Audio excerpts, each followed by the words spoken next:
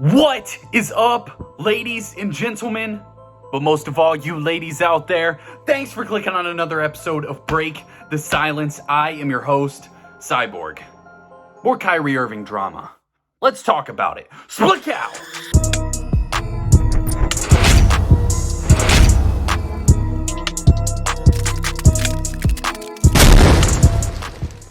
Okay, so we just got massive breaking news out of the NBA and specifically out of the Brooklyn Nets organization as they have suspended Kyrie Irving indefinitely and for a minimum of 5 games for his recent anti-Semitic posts on social media and his media sessions following, not blatantly opposing those views and saying that he is not anti-Semitic. We're going to break down a lot because there's so much here when it comes to this whole Kyrie Irving situation. Now, up front, I'm not going to get in too deep to the film specifically or some of the feelings behind that, because I think it's important and it's what we don't do enough, but saying I am not an expert on that, let someone who is talk about why that's hurtful, why this is so meaningful to the Brooklyn Nets, to the NBA. We saw Adam Silver come out, and to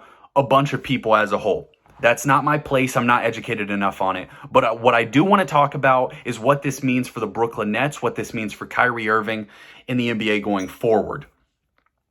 So let me start with this. First, please take a second to like and subscribe to the channel. You see, we're so close to 500 subscribers. You could be the person that helps me get there.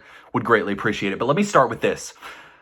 I think that oftentimes these massively successful people, whether it's sports, whether it's in business, whether it's music, entertainment, their greatest strengths can sometimes be their greatest downfalls. And potentially the reason that Kyrie Irving is such a great basketball player. And he is an awesome basketball player. He is one of the best handles we've ever seen, one of the best finishers we've ever seen, is able to score on all 3 levels of the court, in the paint, mid-range, and the 3-point. You're talking about a guy who is one of the most talented basketball players we have in the NBA today. And that does not happen by accident. That's not done. That requires discipline, determination, and probably a little bit of stubbornness.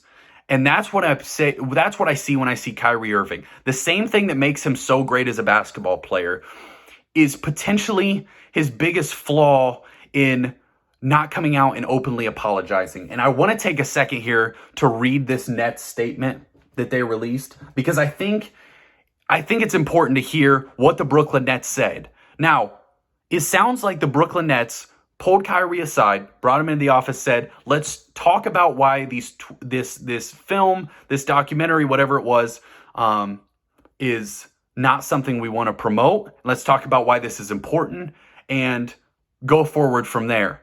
And Kyrie Irving did not respond the way they were hoping for. And if you think of anything in the workplace, it's so important that when your organization, business pulls you aside, if you go out and do exactly the opposite of what they just said, things are going to go in a bad way. And we're going to talk about that, what I believe will happen to Kyrie Irving as far as his basketball career. But let me read this statement first. Over the last several days, we have made repeated attempts to work with Kyrie Irving to help him understand the harm and danger of his words and actions, which began with him publicizing a film containing deeply disturbing anti-Semitic hate. We believed that taking the path of education in this challenging situation would be the right one, and thought that we had made progress with our joint commitment to eradicating hate and intolerance. We were dismayed today when given an opportunity in a media session that Kyrie refused to unequivocally say he has no anti-Semitic beliefs, nor acknowledge specific hateful material in the film. This was not the first time he had the opportunity, but failed to clarify. Such failure to disavow anti-Semitism when given a clear opportunity to do so is deeply disturbing, is against the values of our organization, and constitutes conduct detrimental to the team. Accordingly, we are of the view that he is currently unfit to be associated with the Brooklyn Nets. We have decided that Kyrie will serve a suspension without pay until he satisfies a series of objective remedial measures that address the harmful impact of his conduct, and the suspension period served is no less than 5 games. Now, the organization releasing this statement, it is hard for me to think of an organization that still currently employs that person releasing a more harsh statement about someone. This called out Kyrie saying that he is unfit to be a member of their organization. And to me, this is the last time we will see Kyrie Irving in a Brooklyn Nets uniform. I think we've watched his last game there. And he only had 1 year left on his contract, so we weren't sure if he was going to make it after this season anyway. But it sounds like this is, if your organization comes out and says this about you, the chances that you patch that up and you recover, I'd say, are next to none. Now, what will happen then? That's the question. Will they just send him home? To me, there's no trade value for Kyrie Irving. No organization is going to be like, yeah, we want to give up an asset to get that guy. That would be a horrible decision. And the big one that was talked about in the offseason, Russell Westbrook and 2 first-round picks for Kyrie Irving, the Lakers will unequivocally not do that. There's no chance the Lakers will make that decision to trade for Kyrie Irving. Now, then what's the next step? It's a potential buyout. And that's what something that Kyrie's agents will come to the Brooklyn Nets and say, hey, let's work on a buyout. Basically meaning that they negotiate a price that will be a little less than Kyrie's remaining contract to basically make him a free agent. And at that point, then, Kyrie Irving will try to find a new home, a new team. I don't see an organization picking him up. I don't see a young organization picking him up. I don't know why, if you're a team that's on the cusp of winning a championship, you'd pick him up. Do you see a team like the Lakers taking a flyer in him in free agency if they have to give him no assets? Potentially. But to me, I just don't see it. I don't see the value in bringing in Kyrie Irving, because what we've seen time and time again is that what he's brought since his Cavs years does not translate to winning at a high level because of all the off-the-court things. And the big thing coming into this season was that, will we finally see Kyrie put together a full season where he shows that he's dedicated to basketball, he's dedicated to his teammates, and he puts together the best season of his career because he was in a big contract season. And then this comes out. And it's funny because Bill Simmons, who many of you know, a longtime NBA announcer, was talking about the Brooklyn Nets, and he said, we haven't even got a weird Kyrie incident yet. He was talking about the Nash firing. And almost immediately, the next day, this Kyrie Irving drama broke out. And it's like so predictable that year after year, something will happen with Kyrie Irving that will derail his team, that will derail himself, that will cause James Harden to request a trade and check out last year because of the whole COVID situation and Kyrie Irving not being able to play in home games.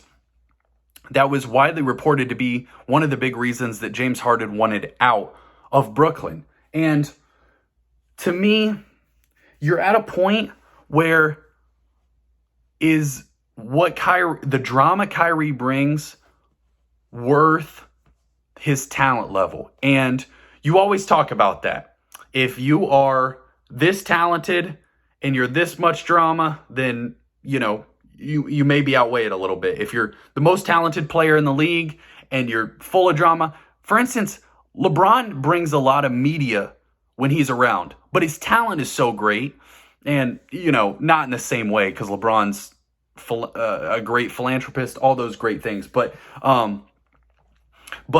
when you're drama, when the circus surrounding you becomes more than your value on the court, then that's when you got a problem. That's when you got a problem. And to me, Kyrie Irving has reached that threshold. Anyone who's a fan of an NBA team, do you want your favorite team signing Kyrie Irving? To be honest, I don't think any of us do. I don't think any team in the NBA that this makes sense for at this point in his career. He is one of the most talented basketball players we have in the league. Like I said, his finishing, he's one of the most box office players in the entire NBA. But is that worth anything at all as far as if he brings this circus with him, are you able to win basketball games to make that worth it? And I just don't think that Kyrie Irving is at this point. So my guess is we will see a buyout in the next couple days. Kyrie Irving will be a free agent, and we'll see if he gets another chance on an NBA team. Antonio Brown got way more chances than I thought he was going to get. So maybe he does. But at the moment, I don't see the team that would be willing to take that risk unless the Lakers become that desperate to take a chance on him. That's all I got. Appreciate y'all watching. Subscribe. Cyborg out.